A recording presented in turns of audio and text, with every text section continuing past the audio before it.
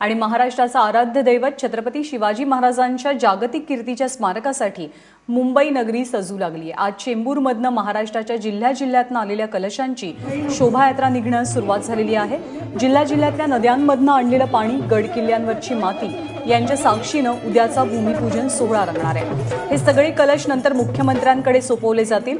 उद्या दुपारी 3 वाजता अरबी समुद्रातल्या खडकावर शिवस्मारकाची मुहूर्तमेढ रोवली जाईल। पंतप्रधान नरेंद्र मोदी यांच्या प्रमुख उपस्थितीमध्ये हा सोहळा रंगणार आहे।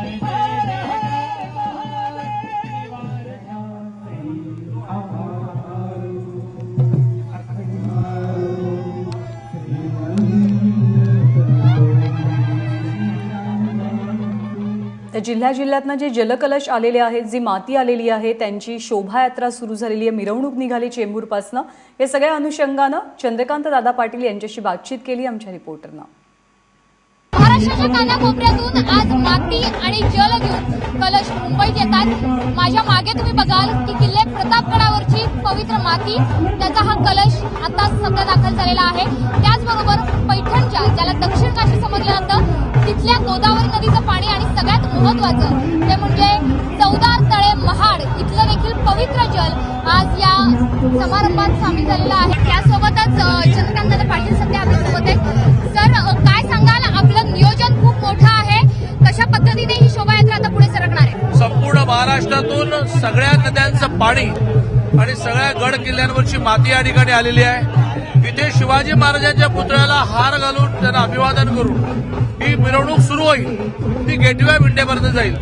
संध्याकाळी गेटवे ऑफ इंडियाला मुख्यमंत्री या सगळ्यांनी आणलेलं पाणी आणि माती हे स्वीकारतील आणि उद्या पंतप्रधानांना देतील। सर, मात्र एकीकडे ही मोठी शोभायात्रा निघते, दुसरीकडे मच्छीमारांचा विरोधही कायम आहे। आणि आणखी एक गटाचं असं म्हणणं आहे की किल्ले, महाराजांचे जे किल्ले त्यांचं संवर्धन होत नाहीये, मात्र दुसरीकडे असा प्रोग्राम होतोय, काय सांगाल? महाराष्ट्रातल्या गड किल्ल्यांसाठी एक वेगळी समिती केव्हाच सरकारने केली आणि या गड किल्ल्याच्या संवर्धनासाठी वेगळा निधी द्यायला सुरुवात करून कामाला सुरुवात झाली।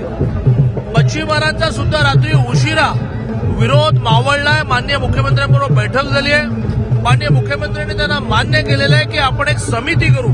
त्या समितीची नावं सगळे मच्छीमार मिळून देत आहेत। ही समिती काय प्रकारचं नुकसान होऊ शकतं याचा अंदाज येईल आणि सरकार मच्छीमारांचं नुकसान करणार नाही, मच्छीमारांना नुकसान भरपाई मिळेल। आजची शोभायात्रा हे भाजपचं मोठं शक्ती प्रदर्शन ठरणार आहे। मुंबई महापालिका निवडणुकीच्या पार्श्वभूमीवर अशी राजकीय वर्तुळात देखील चर्चा आहे। महाराजांचं नाव घेऊन राजकारण करण्याची ही पद्धत आहे असं देखील म्हटलं जातंय, काय सांगाल? छत्रपती शिवाजी महाराज हा आमचा पॉलिटिकल अजेंडा नाही, ती आमची निष्ठा आहे, ती आमची सामाजिक जाणीव आहे आणि त्या निष्ठेमुळे, त्या सामाजिक जाणीवेपुढे हा मोठा कार्यक्रम करतो।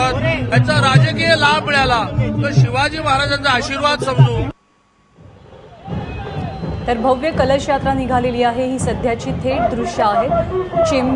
चेंबूरला शिवाजी महाराजांचा जो पुतळा आहे तिथे हे सगळं जल आणि माती संकलित करण्यात आलं आणि तिथून आता गेटवे ऑफ इंडियापर्यंत ही शोभायात्रा, ही कलश यात्रा निघालेली आहे।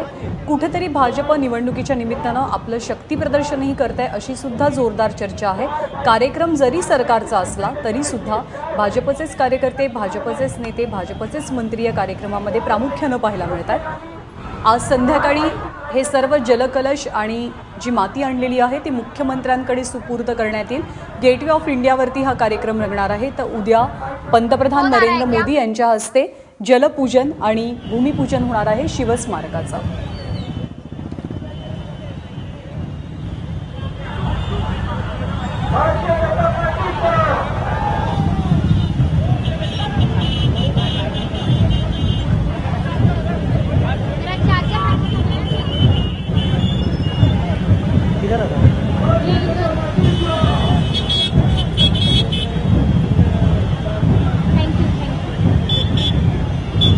तर राज्याच्या 36 जिल्ह्यांमधनं हे जल आणि माती संकलित करण्यात आलेली आहे आणि या सर्वांच्या म्हणजे जे कलश आहेत ते एकत्र करून उद्या भूमिपूजन केलं जाणार आहे शिवस्मारकाचं।